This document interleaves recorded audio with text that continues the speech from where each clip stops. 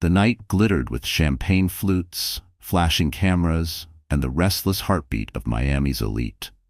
The Hale Foundation's annual yacht gala was supposed to be a celebration of success, an extravagant show of wealth cruising against the Atlantic's restless waves. The air smelled of sea salt, mixed with perfume worth more than a family car. Laughter rippled across the deck like music from another world, a world where appearances mattered more than loyalty. Lillian Carter stood at the edge of that world, her hand instinctively resting over the swell of her belly. 6 months pregnant, dressed in a pale silk gown that floated like moonlight, she looked fragile yet radiant. Her almond eyes scanned the crowd, searching for the only man she thought she could trust, her husband, Richard Hale. Richard, however, was nowhere near her side. The successful real estate magnate had become the life of the gala, his arm draped protectively, almost possessively, around Vanessa Brooks. The young brunette assistant glowed in a crimson dress that clung to every dangerous curve. She laughed too loudly, tossed her hair too boldly, while Richard leaned closer, whispering things that made her cheeks flush. Every flash of the paparazzi cameras seemed to frame them as the perfect couple, as though his actual wife were invisible. Lillian's heart stuttered. She had told herself the rumors were exaggerations, just whispers born from jealousy. Yet tonight the truth stood undeniable, paraded under crystal chandeliers and the eyes of hundreds of guests. Her throat tightened, but she forced her chin higher. She would not give them the satisfaction of seeing her break. The yacht glided further from shore, city lights shrinking into distant stars. Music swelled, violins and jazz trumpets blending with the rhythm of waves. Waiters weaved through the crowd with silver trays. Toasts were raised in Richard's honor. Vanessa clinked her glass against his with a smug smile, as though she had already won the crown. "Ladies and gentlemen," Richard's voice thundered across the deck, amplified by the microphone. "Tonight is not just about wealth. It's about vision. It's about building futures." He paused, squeezing Vanessa's hand deliberately. "And it's about the people who stand beside us as we chase our dreams." The crowd applauded. Lillian felt her chest hollow out. She was the wife carrying his child, yet the man she had sacrificed her career for stood there, publicly crowning another woman as his partner. The deck tilted slightly as the waves grew restless. Guests swayed with laughter, too intoxicated to notice the sharp change in the wind. The sea roared beneath, darker than velvet, hungrier than any secret whispered tonight. Lillian took a careful step back, the heels of her shoes tapping against polished wood. Her vision blurred, whether from tears or from the sudden dizziness of pregnancy, she couldn't tell. She gripped the railing, desperate for air. It was then the chaos erupted. A loud crack split the night, the sound of a champagne bottle slipping, crashing against the deck. A startled guest stumbled, colliding into Vanessa. She screamed, her heels snapping against the wooden floor. In a blur of sequins and panic, she lost her balance and pitched backward over the railing. The crowd gasped, but Lillian, already unsteady, was too close. The sudden movement jolted her as another guest bumped into her shoulder. Her body lurched forward, and before she could scream, she too was falling. Two women, one carrying an unborn child, the other dripping with ambition, plunged into the black Atlantic. The world slowed. The music cut off, glasses shattered on the deck as people cried out. The icy water swallowed Lillian like a merciless beast, sucking the air from her lungs, wrapping her in darkness. Her arms flailed, her gown dragging her down, heavy as chains. Salt water burned her throat as she gasped for breath. She broke the surface once, choking, clutching her belly instinctively. Her scream ripped through the night. "Richard!" Above her, panic ruled the deck. People rushed to the railing. Spotlights swung wildly, slicing across the waves. And then she saw him. Richard. Her husband, her protector. The man who had promised to love her in sickness and in health, till death do us part. He was leaning over the railing, toward Vanessa. His eyes locked on the mistress, thrashing wildly, shrieking for help. Without hesitation, he tore off his tuxedo jacket and leapt. Not toward his wife. Not toward the mother of his unborn child. Toward Vanessa. The ocean roared louder, like it too understood the betrayal. Lillian's world shattered as she fought to keep afloat. Her limbs grew numb, each kick weaker than the last. She tried to cry out again, but salt water filled her mouth. Her silk gown twisted around her legs, dragging her deeper. She saw flashes, Richard wrapping his arm around Vanessa, pulling her up like a hero in a romance novel. Guests cheered in relief. Cameras clicked. Lillian's voice, hoarse and desperate, was drowned beneath applause. She slipped under again, the cold cutting through her body, the weight of betrayal heavier than the sea itself. Her vision darkened, thoughts scattering. Not the baby. Please, not the baby. The last thing she heard was Vanessa sobbing against Richard's chest, and Richard murmuring, "I've got you, you're safe now." Not a single word for his wife. The Atlantic swallowed Lillian whole. And on that glittering deck above, beneath chandeliers and champagne bubbles, the woman who carried his legacy was forgotten.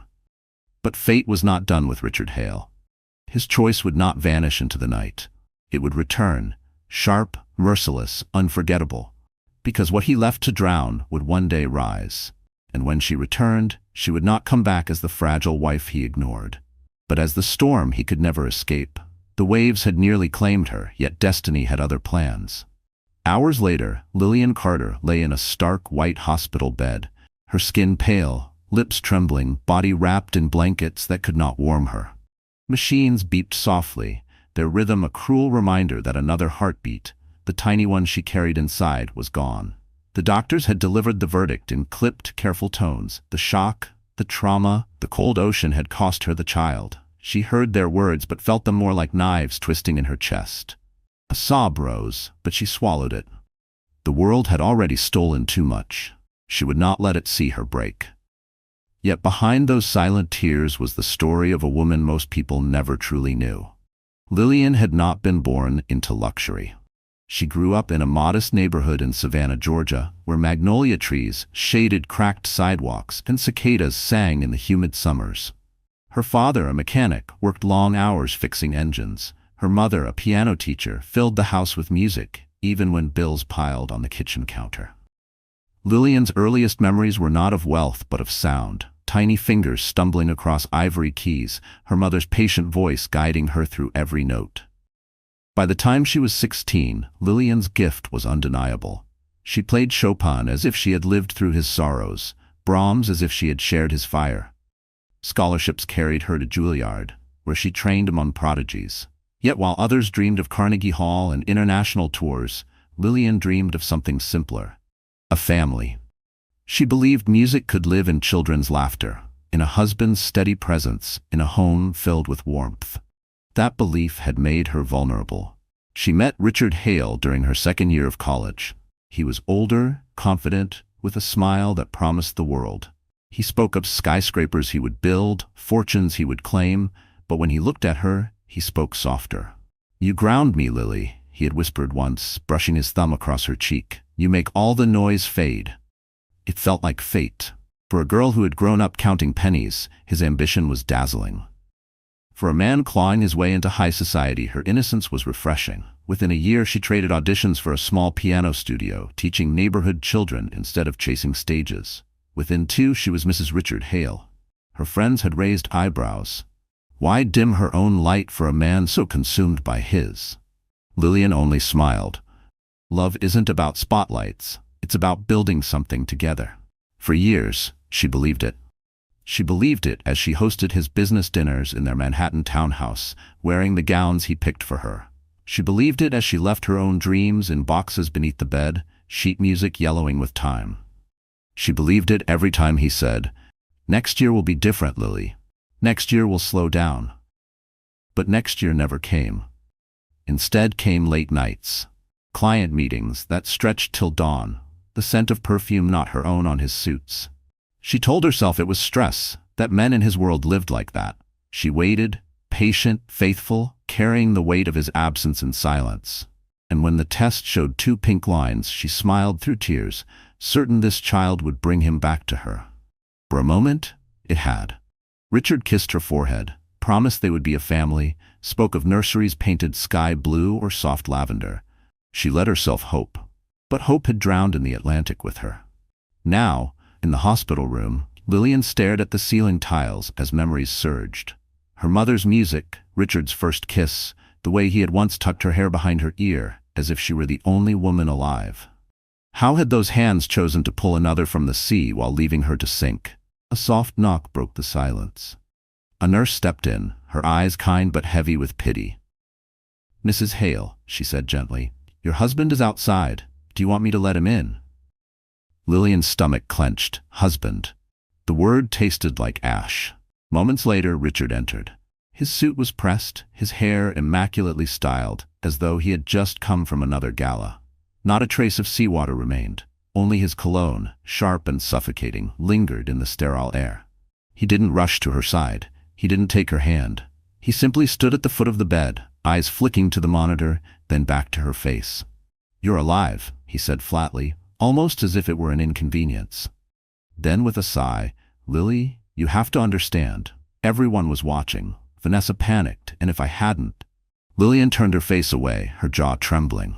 He was explaining, justifying, already shaping the narrative that would absolve him. But nothing could rewrite what she had seen, his body diving toward Vanessa, his arms shielding her, while his wife fought the ocean alone. Tears slid silently down her cheeks, soaking the pillow. She didn't beg, she didn't argue. Something inside her had cracked too deeply for words. Richard exhaled, irritated by her silence. "Don't make this harder than it is. You're strong. You'll get over it. And for God's sake, don't tell anyone about losing the baby. It'll ruin everything we've built." The words struck harder than the waves ever could. She had lost her child. He had lost his soul. As the door closed behind him, Lillian pressed her hand to her stomach, to the emptiness that remained. Her body shook, but not with weakness, with the first tremors of something fierce awakening inside her. The woman who once gave up her spotlight for love was gone. The woman who drowned was gone. What would rise in her place would not be silent. And somewhere beyond those hospital walls, destiny was already moving. A man from her past, Ethan Ward, was about to re-enter her life, carrying the power Richard never imagined she could wield. The city of Miami glittered like a jewel that night, the skyline carved against the velvet horizon.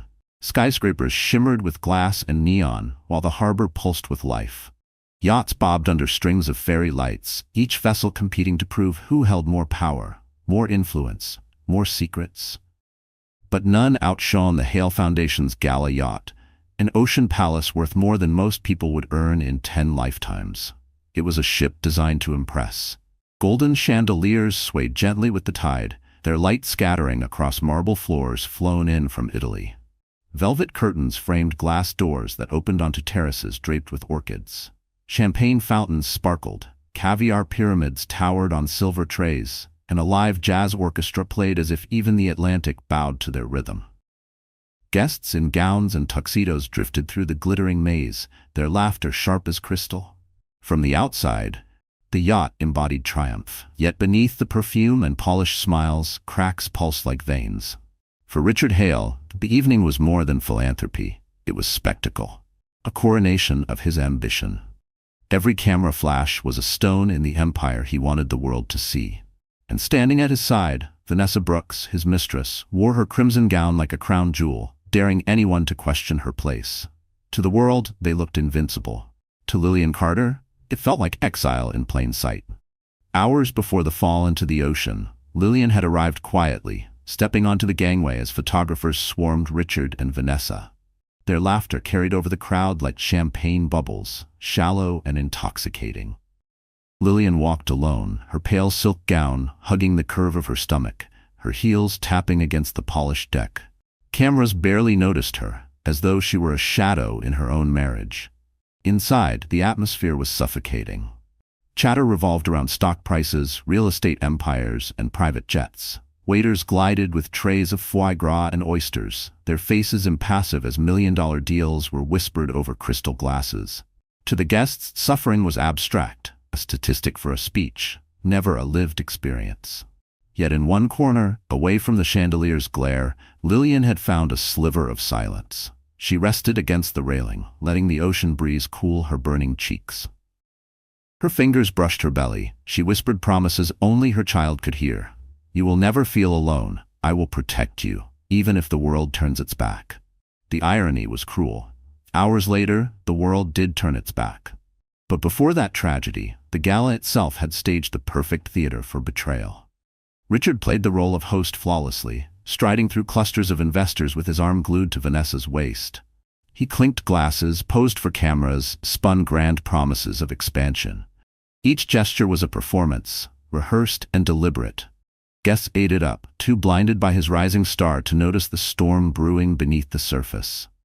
And yet, not everyone was fooled. Among the guests was a figure who watched with quiet intensity, Ethan Ward. The reclusive tech magnate had slipped onto the yacht with little fanfare. His tailored navy suit was understated compared to the flamboyance around him, but the room shifted subtly when he entered. Power didn't always need volume. Sometimes it was carried in silence, in the way eyes followed him, in the whispers that trailed his name. Ethan had not come for Richard. He had come because the Foundation's work intersected with one of his philanthropic ventures. But when his gaze landed on Lillian, standing alone by the railing, something inside him stilled. He recognized her instantly. Years had passed since Juilliard, since the girl with music in her veins had filled rehearsal halls with emotion. She was different now. Her shoulders heavier, her eyes dimmed, yet it was her. Lillian Carter, the girl who once turned a crowded hall silent with nothing but a piano and her soul. He opened his mouth to greet her, but the crowd surged, and Richard's booming voice stole attention once again. "Tonight," Richard declared from the stage, spotlight painting him in gold, "we honor vision, we honor ambition, we honor those bold enough to shape the future." His words rang hollow to Lillian, but the audience erupted in applause. Vanessa leaned close, kissed his cheek, and the cameras captured the moment like a coronation. Lillian felt her knees weaken. This was supposed to be their moment, her family's. Instead, she stood erased from her own story. The orchestra swelled, couples twirled across the dance floor, diamonds flashing with every spin. Outside, the wind thickened, waves slapping harder against the hull. The Atlantic murmured warnings no one cared to hear. Lillian slipped further toward the deck, craving air. She pressed her hands to the railing, the scent of salt cutting through the cloying perfume of the gala. For a fleeting second, she imagined escape, stepping off the yacht, leaving behind the cameras, the whispers, the betrayal. Freedom waited in the dark horizon, if only she were brave enough. But fate was swifter than choice. The champagne bottle shattered. Vanessa stumbled. A chain of gasps rippled through the crowd as sequins and silk blurred into panic. In seconds, two women toppled into the ocean, one carrying life, the other carrying vanity. The gala froze. Music died mid-note. Spotlights whirled over the waves. And as Richard Hale made his choice to leap after Vanessa, leaving his wife to the mercy of the sea, the gala became more than a party. It became a stage for ruin. The cameras that had glorified Richard's speeches now captured chaos. The same guests who cheered his ambition now whispered behind manicured hands. The whispers spread like wildfire. He saved the mistress. He left his wife. Though many would later claim they hadn't seen clearly, the truth was burned into memory. The setting that was meant to crown Richard Hale's greatness instead scripted his downfall. And high above the dark waves where Lillian fought for breath, Ethan Ward clenched the railing. His jaw tightened as he watched her struggle, the woman he once knew being erased before the world's eyes. He had stayed silent for years, watching her disappear into Richard's shadow. But in that moment, something shifted. The gala's lights burned brighter, but Ethan's resolve burned hotter. This was not the last time Richard Hale would humiliate Lillian Carter, but it would be the last time she faced it alone. Because what began on a glittering yacht in Miami would spiral into a reckoning neither Richard nor Vanessa could escape. Richard Hale was a man who believed in two things: appearances and ambition. To the world, he was the embodiment of success. A real estate mogul whose name appeared in Forbes, a man who could walk into any boardroom and silence rivals with a single smirk. But behind the polished image was something darker, something sharper. He had built his empire not just with strategy, but with ruthless calculation, stepping on anyone who slowed him down. For Richard, love was never about devotion. It was about utility. Lillian Carter had once been useful, an innocent beauty who softened his image, a devoted wife who polished his reputation as a family man. Investors loved the story of the self-made billionaire married to a gentle piano teacher. She made him relatable, approachable, even trustworthy. But as the years passed, usefulness was no longer enough. Richard wanted fire. Richard wanted spectacle. And he found it in Vanessa Brooks. Vanessa was everything Lillian was not. She was bold, unapologetic, and hungry. At 26, she had clawed her way from a small-town PR internship into the arms of one of the city's most powerful men. She understood the power of perception better than anyone. Every dress she wore, every laugh she delivered, every calculated touch of Richard's arm was a performance. Where Lillian brought quiet grace, Vanessa brought a storm designed to be noticed.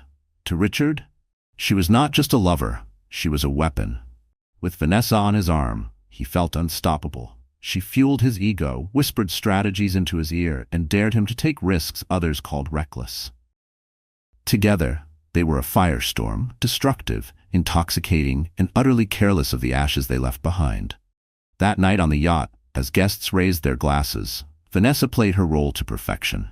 Her crimson gown shimmered under the chandeliers, her lips curved in a smile that was both invitation and provocation. Every gesture screamed possession. She wasn't just at Richard's side, she was staking her claim before the entire city. And Richard let her.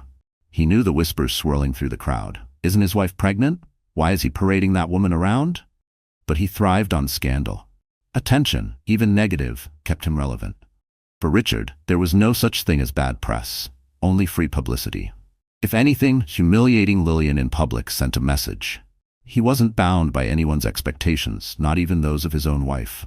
Lillian, watching from the corner, had felt each gesture like a blade. But to Richard, her suffering wasn't tragedy, it was strategy. He thought she would endure it quietly, as she always had. He counted on her silence, her loyalty, her fear of scandal. He believed she would never fight back.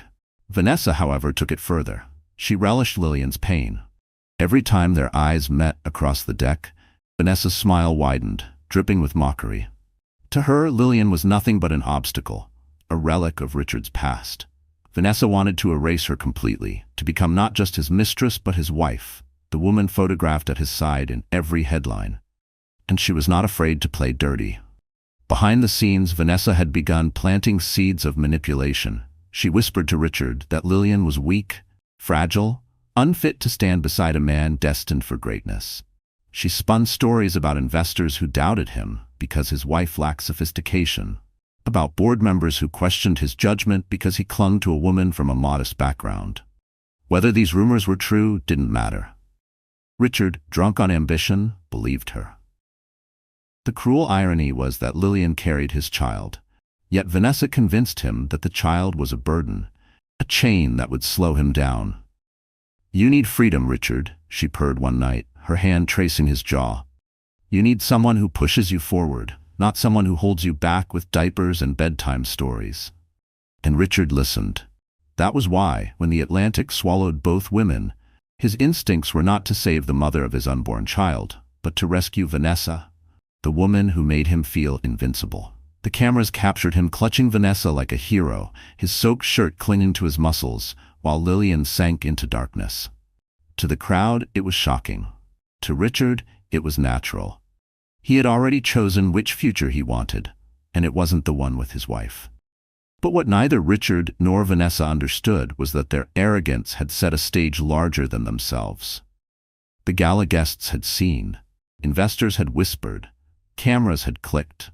In trying to showcase his power, Richard had revealed his cruelty. In trying to flaunt her victory, Vanessa had exposed her shamelessness. They thought they were untouchable, but reputations like empires can crumble overnight. In the days that followed, Richard doubled down. He visited Lillian in the hospital not out of love, but to control the narrative. "Keep quiet," he warned her, his tone more like a CEO addressing a liability than a husband speaking to a grieving wife. "If word gets out that I left you, it'll ruin everything. Think of the company. Think of the headlines." Vanessa, meanwhile, basked in the chaos. She played the victim in hushed tones to the press, pretending the fall had traumatized her, painting Richard as her savior. She knew sympathy would only secure her place at his side. Her crocodile tears, her trembling hands, every performance tightened her grip on him. To the outside world, they looked united, powerful, untouchable. But behind closed doors, their foundation was already cracking. Because while Richard and Vanessa schemed, they underestimated the woman they had discarded. They thought Lillian's silence meant defeat. They thought her pain would chain her forever. They thought the ocean had broken her. They were wrong. Even as Richard basked in false applause and Vanessa sharpened her claws, another force stirred quietly in the shadows. Ethan Ward, the man they had barely noticed, had seen everything. And unlike the crowd, he would not forget. Richard Hale and Vanessa Brooks believed they had buried Lillian Carter. But in truth, they had forged her. And when she rose, it would be their empire that drowned. The news broke before dawn. By the time sunlight spilled across Manhattan, headlines screamed the scandal that had unfolded on the glittering waters of Miami.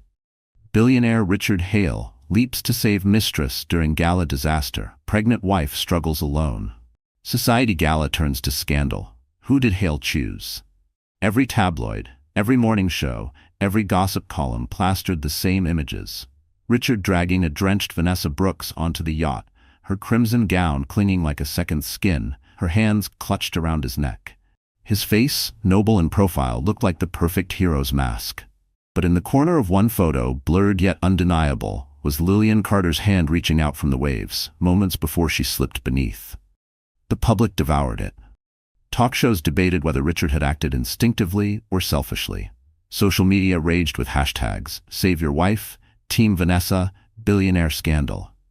The video, captured on a guest's phone, spread like wildfire. Vanessa screaming, Richard diving without hesitation, the spotlight illuminating everything, except the woman he left behind. By breakfast, Richard Hale's empire was on fire. At the hospital, Lillian lay pale and silent, her body weak, her soul bruised. The child she had dreamed of cradling was gone. But worse than the loss of her baby was the knowledge that the world now knew. She had been erased publicly, her humiliation televised, dissected, turned into entertainment.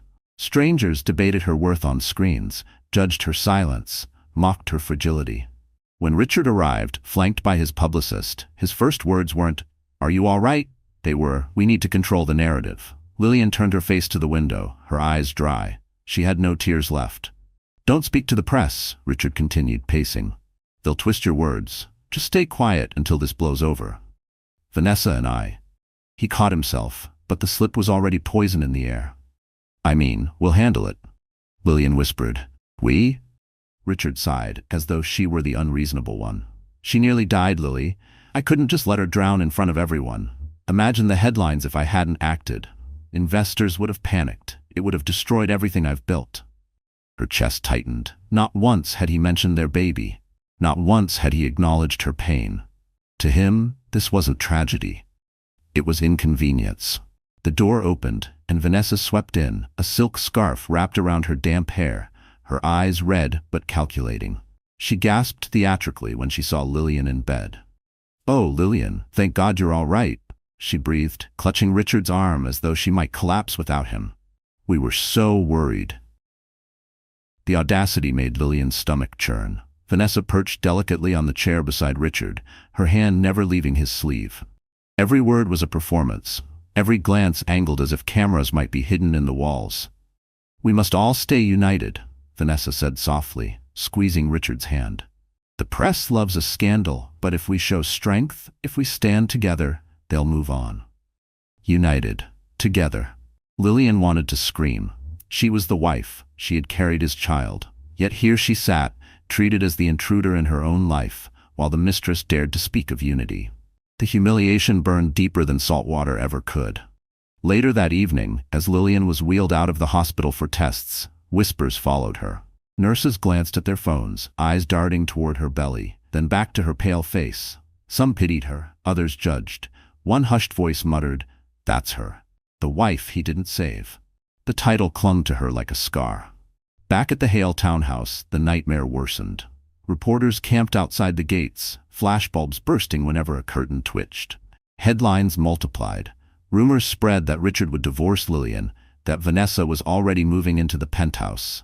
Editorials speculated whether a woman so weak could ever stand beside a man like Richard. Richard, furious at the negative press, blamed Lillian. "If you hadn't stumbled, none of this would have happened," he snapped one night, his tie loosened, his eyes bloodshot from whiskey. "Do you have any idea how embarrassing this is for me?" Do you know how many calls I've had to take from shareholders? Lillian stared at him, numb. Our baby is gone. He froze for half a second, then looked away. You'll get over it. The words shattered something inside her. The next morning, the humiliation became complete. On the cover of a major magazine, splashed across every newsstand in the city, was the image of Richard and Vanessa leaving a charity dinner. He guided her into a limousine, his hand at the small of her back, his smile wide. The headline read, "Love triumphs over tragedy. Richard Hale and Vanessa Brooks, the city's new power couple." Lillian stood at the corner newsstand, the cold wind biting her cheeks as she stared at the glossy betrayal. Strangers passed, their eyes flicking from the magazine to her face. Some recognized her. A few shook their heads in pity. One whispered too loudly, "That's her. The one he left in the water." She felt stripped bare, her dignity auctioned to the highest bidder.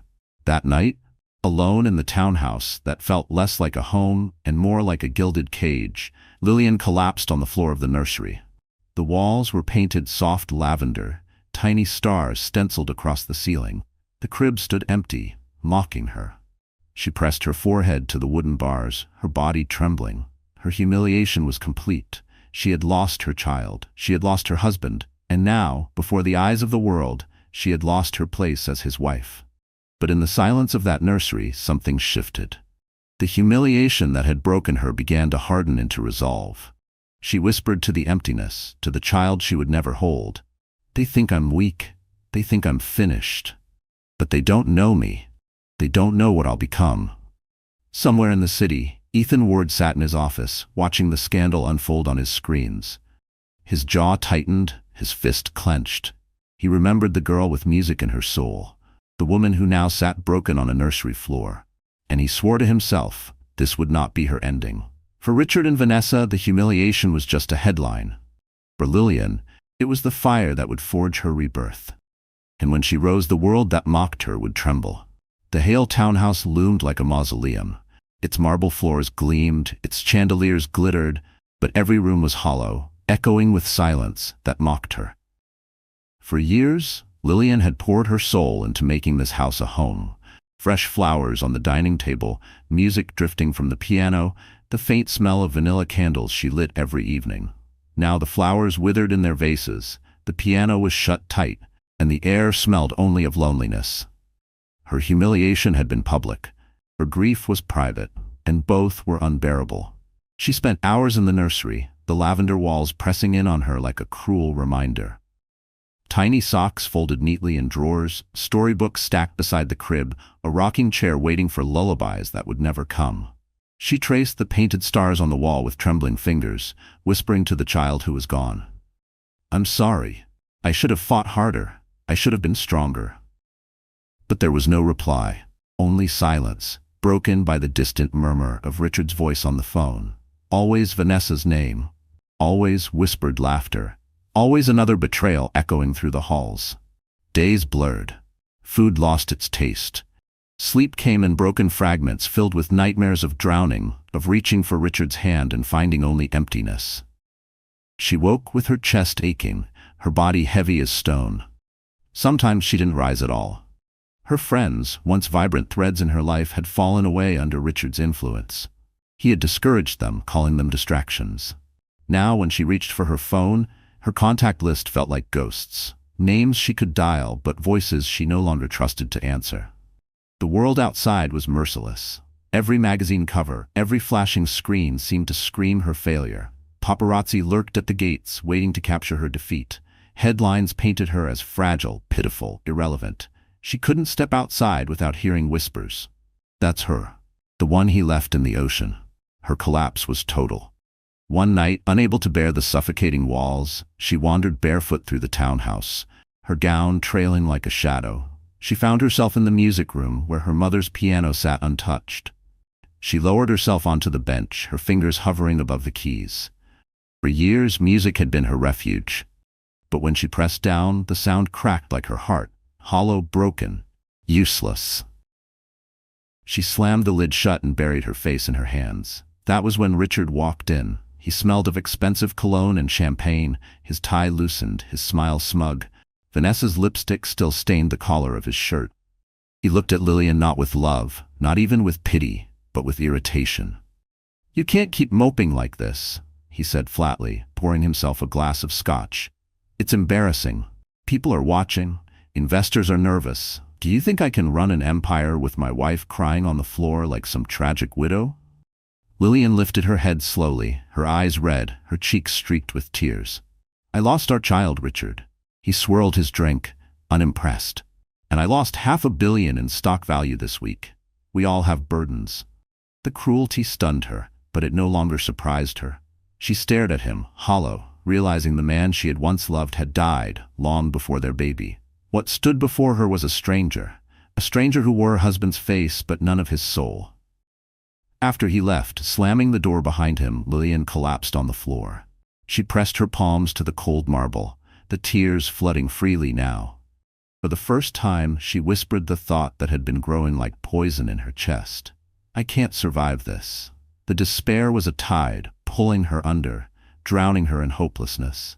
She curled against the floor, her breath ragged, her body trembling. Hours passed. The house swallowed her cries, just as the ocean once had.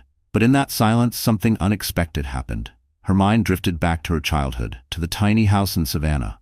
She saw her mother at the piano, smiling gently as she guided her hands over the keys. She heard her father's voice, steady and strong, telling her, "Lily, when life knocks you down, you don't stay down. You get up, you fight back." She remembered Juilliard, the way music had once made her feel invincible. She remembered laughter with friends, her younger self filled with dreams untarnished by betrayal. She remembered a boy named Ethan Ward, who used to sit in the back of rehearsal halls, clapping the loudest when she played, telling her she had a gift the world would never forget. And for the first time in weeks, Lillian's sobs slowed. She realized she had been measuring herself by Richard's shadow for too long. She had built her life around his ambition, his approval, his love. Without him, she thought she was nothing. But maybe, just maybe, his absence revealed the truth. She was more. She had always been more.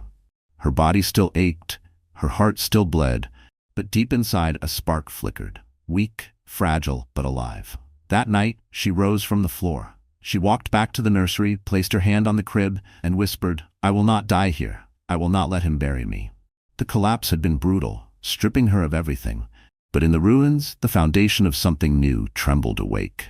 And outside, beyond the townhouse walls, forces were already shifting. Ethan Ward had begun making calls. He had seen the scandal, the betrayal, the humiliation. And unlike Richard, Ethan had not forgotten who Lillian truly was. Her collapse was not the end. It was the silence before the storm. And soon, Richard and Vanessa would learn that the woman they left to drown was not gone. She was only gathering strength. The storm had stripped her down to nothing. But sometimes it takes ruin to prepare the ground for rebirth. Lillian Carter had collapsed, but she was still breathing. And somewhere in the heart of Manhattan, someone else was watching. Someone who had not forgotten the girl she once was. Ethan Ward. The world knew him as the enigmatic CEO of Ward Technologies, a self-made billionaire who turned a garage startup into an empire that powered half the country's digital backbone. But long before the headlines, long before the wealth, he had been Ethan. The boy who sat in the back of Juilliard's practice rooms, listening to Lillian's fingers dance across ivory keys. He had loved her then, quietly, fiercely, knowing she belonged to someone else. And when she married Richard Hale, Ethan had stepped aside, swallowing his own heart. But he had never stopped watching from the shadows, never stopped admiring the music that had once filled entire halls with emotion. When the scandal broke, when the images of Richard saving Vanessa while Lillian vanished beneath the waves flooded every screen, Ethan felt a fury he had buried for years ignite like wildfire. He remembered the girl who had once made him believe in beauty, and he knew he could not stay silent any longer. 3 nights after the accident, Lillian sat alone in the townhouse library, surrounded by shelves of books she had never read. Richard was gone again, no doubt with Vanessa draped across his arm at some exclusive rooftop bar. The house creaked with emptiness, the kind that pressed down like a weight on her chest. A knock startled her, sharp, firm. She hesitated. Richard never knocked. When she opened the door, Ethan stood there, He was taller than she remembered, his frame broader, his presence commanding in the quiet night. His suit was sharp, his expression sharper, but his eyes, the same steady hazel eyes she had known years ago, softened the moment they landed on her. "Lily," he said, his voice low, steady, carrying her name like a promise. Her breath caught. For the first time in weeks, she felt her knees tremble not from grief, but from recognition. "Ethan, what are you doing here?" He stepped inside, his gaze sweeping across the hollow house. "I saw the news. The whole world saw the news." His jaw tightened. "I couldn't stay away." Tears welled before she could stop them. She turned, embarrassed, pressing her fingers to her face. "You shouldn't have come. You don't know what it's like." "I know exactly what it's like," he interrupted, his tone sharper now. "I watched a man choose a performance over the woman who gave him everything. I saw the way he left you. And I won't let him erase you, Lily. Not again." The words cracked something inside her. For so long she had been invisible, her pain dismissed, her worth diminished. And now, here was someone who saw her, not as a liability, not as a shadow, but as herself. She sank into a chair, her body trembling. "It's over, Ethan. My baby is gone. My marriage is gone. And the world thinks I'm pathetic." He crouched before her, his eyes locking onto hers with a fire she hadn't seen in years.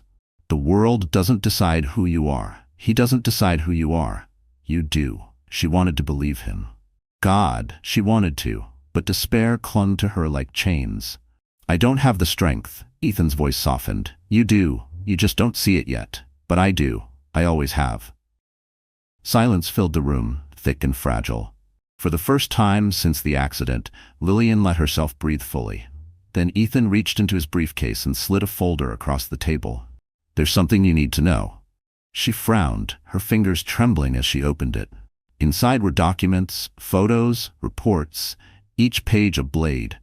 Financial statements, property transfers, emails, proof of Richard's schemes. "He's been moving assets into Vanessa's name," Ethan explained, his voice calm but lethal. "Shell companies, hidden accounts. He's preparing to cut you out completely."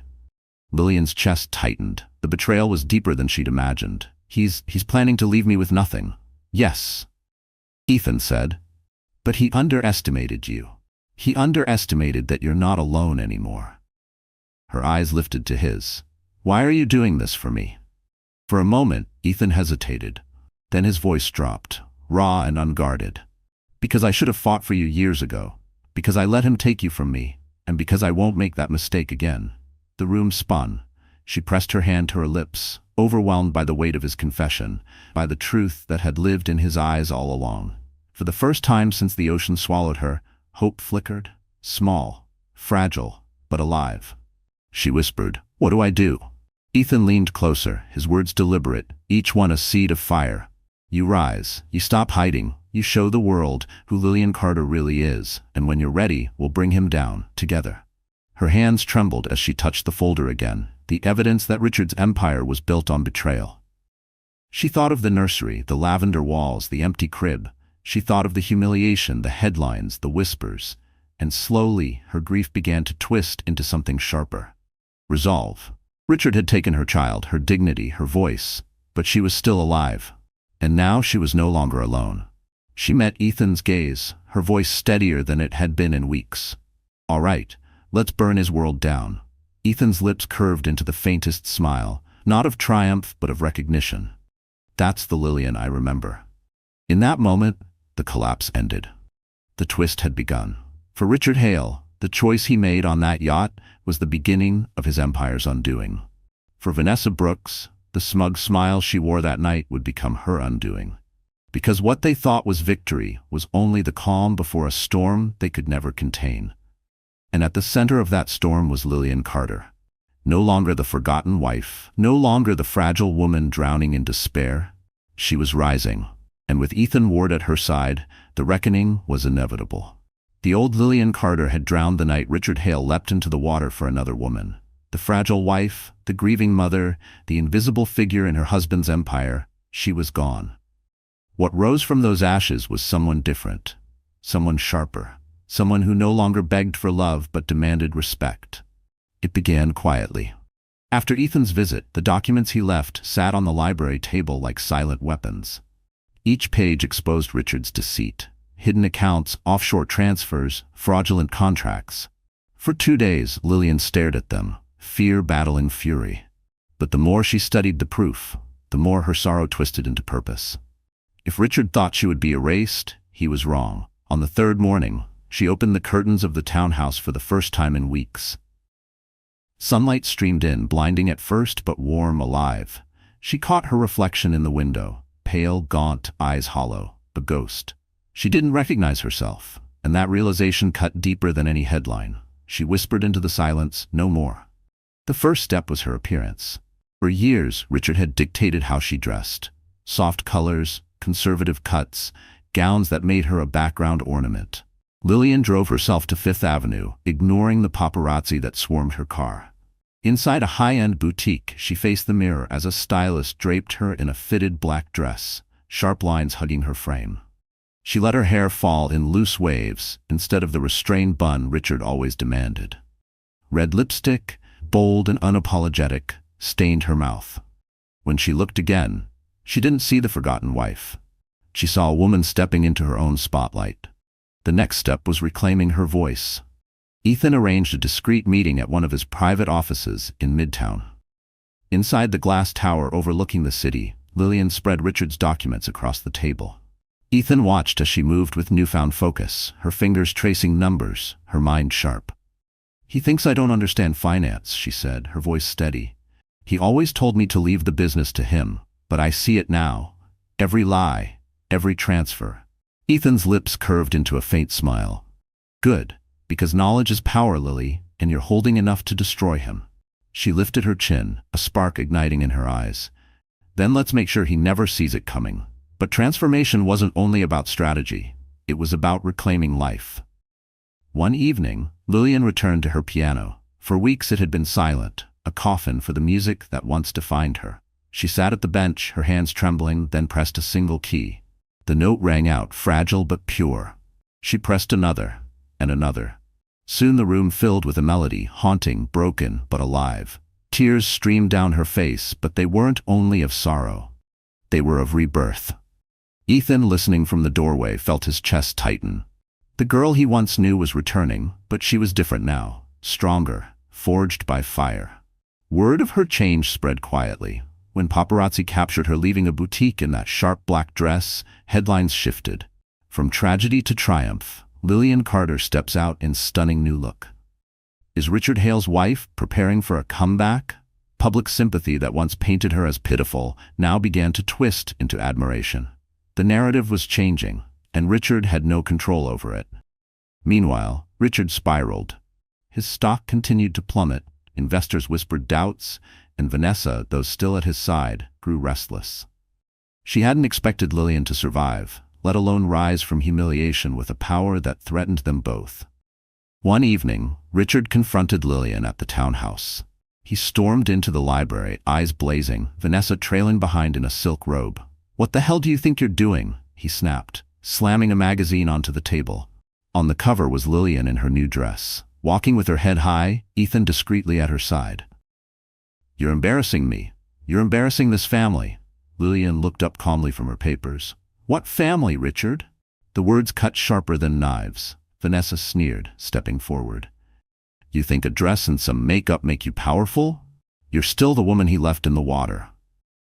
Lillian rose slowly, her gaze locking onto Vanessa's with unflinching fire. "Yes, he left me, and I survived.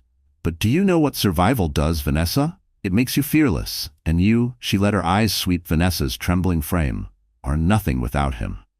For the first time, Vanessa faltered, her smile cracking. Richard slammed his fist against the table. "Don't test me, Lillian. You'll lose." But Lillian didn't flinch. She leaned closer, her voice low but lethal. "I already lost everything, Richard. You can't break someone who's already been broken, and that makes me more dangerous than you'll ever be." Silence hung heavy. Richard's jaw clenched, but beneath his fury was something else, fear. That night, as he stormed out, Vanessa clinging to his arm, Ethan emerged from the shadows of the library. "You didn't just stand up to him," he said softly. "You declared war." Lillian exhaled, her hands trembling but her eyes steady. "Good. Let him come. I'm ready." The transformation was complete. She was no longer Richard Hale's silent wife. She was Lillian Carter, reborn, relentless, and prepared to reclaim everything stolen from her. The city that once pitied her now waited for her next move. The empire that had tried to erase her now trembled at her return. And Richard Hale, the man who thought he had buried her, would soon realize the truth. He hadn't drowned Lillian Carter. He had awakened her. The night of the Winter Charity Gala arrived like a storm cloaked in glitter. The ballroom of the Waldorf Astoria shimmered under cascading chandeliers, every inch dripping with wealth and vanity. The city's elite crowded the hall, their diamonds flashing, their conversations a chorus of ambition. It was the kind of event Richard Hale lived for, an opportunity to display power, to remind the world he was untouchable. But tonight, the stage he built would become his ruin. Richard entered with Vanessa Brooks clinging to his arm, her crimson gown echoing the night of the yacht. The cameras devoured them. To the press, they were still the scandalous pair, the couple who dared to flaunt love born from betrayal. Richard thrived in it, smiling broadly, waving as if he had conquered the headlines rather than drowned in them. Vanessa pressed closer, whispering sweet nothings crafted more for the audience than for him. Yet among the crowd, whispers had shifted. "Have you seen her?" a woman murmured to her companion. "She's here tonight?" "Lillian Carter?" the man replied, eyes widening. "Yes, and she looks different." The air tightened with anticipation. Every scandal-hungry guest craned their necks toward the grand staircase, and then she appeared.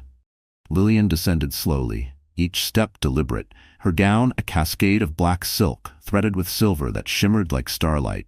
Her hair framed her face in soft waves, her lips painted a fierce crimson. The woman they once pitied was gone. In her place stood a vision of strength, beauty, and unshakable resolve. Cameras snapped wildly, gasps rippled across the ballroom. Richard froze, his smirk faltered, his jaw tightening. For the first time in months, he looked rattled. Vanessa's grip on his arm stiffened. Lillian reached the final step and paused, letting the silence envelop her. She raised her chin, eyes scanning the crowd before landing squarely on Richard. A faint smile touched her lips. Not warm, not forgiving, but sharp as a blade. Ethan Ward stepped beside her. Dressed in a midnight suit that radiated quiet authority, he offered his arm, and Lillian took it. Together, they walked into the lion's den. Two figures who commanded the room without needing to speak. The whispers grew louder. "She's with Ethan Ward? The billionaire? Oh, this is war." Richard clenched his fists. His empire was already cracking, his investors questioning his judgment. Now, seeing his wife, no, his ex-wife in everything but paperwork, standing radiant beside his greatest business rival, was a humiliation he hadn't calculated for. The evening unfolded in glittering excess. Wine poured, violins played, speeches droned. But tension built with every passing minute. Everyone waiting for the collision they knew was inevitable. It came when the host called Richard to the stage. He rose confidently, dragging Vanessa with him, and adjusted the microphone. "Ladies and gentlemen," he began, his voice polished, "tonight is about generosity, about building futures." "Funny," Lillian's voice rang clear across the hall, cutting through the applause. "You speak of building futures when you destroyed mine." The room stilled. Cameras whirred, flashes erupted. Richard froze, his grip tightening on the podium. "Lillian," he hissed through clenched teeth, "sit down." But she didn't. She stepped forward, Ethan beside her, and mounted the stage. The crowd parted like the Red Sea, eyes wide, hungry for blood. Lillian faced the audience, her posture regal, her voice unwavering. "Months ago, this man left me to drown while he saved another woman. He let me lose my child. He humiliated me before the world." Her eyes swept the stunned faces. "And while you all debated whether it was instinct or betrayal, he was transferring millions into offshore accounts, hiding assets, preparing to discard me completely." Gasps rippled. Journalists scribbled furiously, microphones thrust forward. Ethan stepped up, his voice calm but deadly. "I have documents that prove it. Shell companies in Vanessa Brooks's name, fraudulent contracts, embezzlement masked as philanthropy. Richard Hale's empire isn't built on vision, it's built on deceit." The ballroom erupted. Voices clashed, cameras flashed, guests surged forward to catch every word. Richard's face drained of color. "That's a lie," he roared, slamming his fist on the podium. "She's bitter. She's—" "Don't," Lillian cut in sharply, her voice slicing through his fury. "Don't you dare call me bitter for speaking the truth. You left me in the ocean, Richard. You left our child. You can deny your crimes, but you can't erase what the world saw. Vanessa tried to step forward, her voice trembling. This is ridiculous. She's just... Lillian turned, her gaze pinning her like a dagger. You think wearing his arm makes you powerful? You're nothing but a pawn. He'll discard you the moment you stop being useful, just like he tried to discard me. The words hit harder than any slap. Vanessa's face crumbled, her mask of superiority cracking under the weight of truth. Richard lunged toward Lillian, rage boiling, but Ethan moved instantly, intercepting him with a steady hand on his chest. The two men locked eyes, silence thick with unspoken challenge. Richard faltered, not because he feared Ethan's strength, but because for the first time, he saw the room wasn't with him. The crowd was with her. Flashes blinded him, reporters shouted questions, guests muttered condemnation. Years of carefully crafted reputation unraveled in minutes. The king had been dethroned, not in private, but under chandeliers and cameras. Lillian didn't gloat. She didn't need to. She simply looked at Richard one final time, her eyes calm, her voice soft but devastating. You thought you buried me, but all you did was set me free. She stepped down from the stage, Ethan's hands steady at her back. The ballroom erupted into chaos behind them, reporters swarming Richard, Vanessa sobbing, investors storming out. But Lillian walked forward, unshaken, her head high. Her revenge was not a scream. It was not a fight. It was truth revealed in the one place Richard valued most, public perception. And in that world, he was finished. The woman he had left in the ocean had risen, and tonight, she drowned him instead. The fallout from the Winter Charity Gala rippled across the city like an earthquake. Overnight, Richard Hale's empire crumbled. Investors pulled out, boards resigned, headlines shifted from admiration to condemnation. Hale exposed Mistress, fraud, and betrayal. From mogul to monster, Richard Hale's public downfall. The video of the confrontation went viral. Millions watched as Lillian Carter, once dismissed as fragile, stood tall before the cameras, her voice steady, her truth undeniable. In living rooms and offices across America, people cheered. Mothers who had been abandoned, wives who had been betrayed, daughters who had been silenced. They saw themselves in her. Richard's attempts to fight back only worsened the damage. Each denial was met with another leaked document, another piece of evidence. His lawyers scrambled, but the walls closed in fast. Federal investigators launched inquiries. Whispers of indictments grew louder. Vanessa Brooks, once smug in her stolen spotlight, found herself shunned. Friends stopped answering calls, sponsors withdrew invitations. She had been Richard's trophy, and when his crown shattered, so did her status. Paparazzi captured her storming out of his penthouse, mascara streaked, screaming. The woman who mocked Lillian had become a footnote in Richard's ruin. Meanwhile, Lillian walked through the city with her head unbowed. For months, she had hidden behind curtains, shrinking from whispers. Now, people stopped her on the street not with pity, but with respect. Some hugged her, some whispered, "Thank you." She realized she had become more than a victim. She was a symbol. But victory wasn't just about destroying Richard. It was about reclaiming herself. In the weeks following the gala, Ethan Ward remained steadfast at her side. Not as her savior, but as her ally. Together, they met with lawyers, securing her rightful share of Richard's assets. With Ethan's guidance, she set up the Carter Foundation, an organization dedicated to supporting women abandoned or silenced, women who needed voices as fierce as hers had become. The first press conference for the foundation was held in a modest hall, not a glittering ballroom. Lillian stood at the podium, her black dress replaced by a simple navy suit, her hands steady on the wood. Cameras flashed, microphones crowded, but her voice rang clear. "This isn't just my story," she said. "It belongs to every woman who has been left behind, dismissed, forgotten. I lost a child, I lost a marriage, but I did not lose myself. And tonight I tell every woman watching, you don't have to drown, you can rise." The applause thundered. That night, sitting alone in her apartment overlooking the city, Lillian finally allowed herself to breathe. For so long she had been defined by grief and betrayal. Now she felt something unfamiliar but welcome, peace. Yet there was one final chapter to close. Weeks later, she received a call from her lawyer. Richard had agreed to a meeting. He wanted to see her. Against her better judgment, she agreed. Not for reconciliation, there was none, but for closure. The meeting took place in a sterile law office, the city skyline looming behind tall windows. Richard sat across the table, his once commanding presence dimmed. His hair was unkempt, his suit wrinkled, his eyes bloodshot. For the first time in years, he looked small. "Lillian," he began, his voice cracking, "I made a mistake." She almost laughed. "A mistake?" "No. Drowning your wife, erasing her, stealing from her. That wasn't a mistake. It was a choice." "You didn't make one mistake, Richard," she said calmly. "You made hundreds, and you chose them, one after another." He flinched but pressed on. "I lost everything. The company, the money, Vanessa, all gone. But you," his eyes flickered desperate, "you could still come back. We could start over." Lillian leaned forward, her gaze piercing. "Start over? You left me in the ocean. You let me lose our child, and then you paraded another woman through my grief. Do you think forgiveness erases that?" Richard swallowed hard. "I regret it every day." "Good," she replied simply. "Live with that regret, because I don't regret leaving you."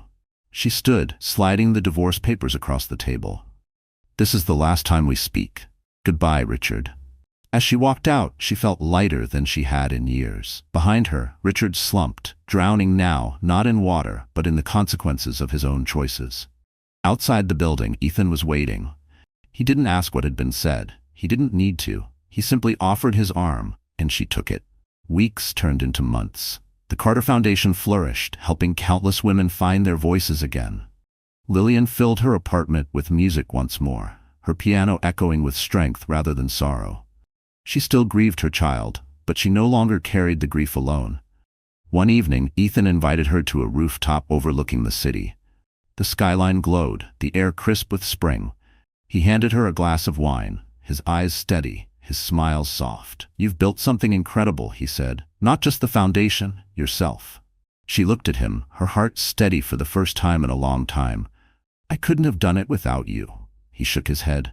"You always had it in you, Lily. I just reminded you." Silence stretched between them, warm and unspoken.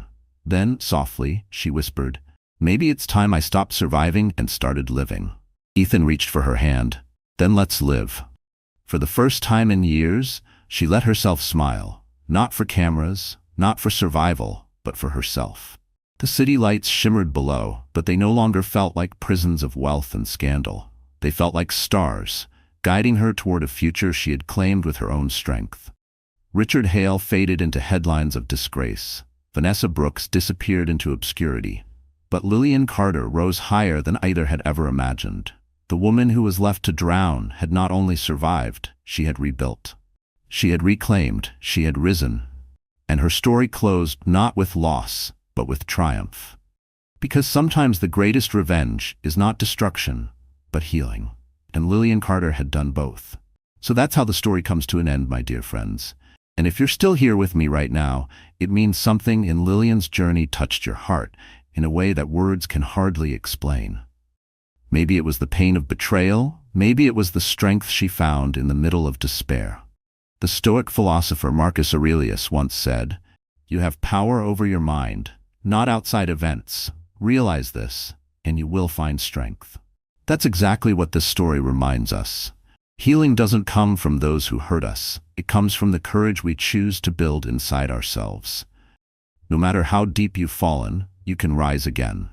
And if this story gave you even a little spark of hope or reflection, please hit that like button, share this video with someone who might need it, and don't forget to subscribe so we can keep walking through these powerful stories together.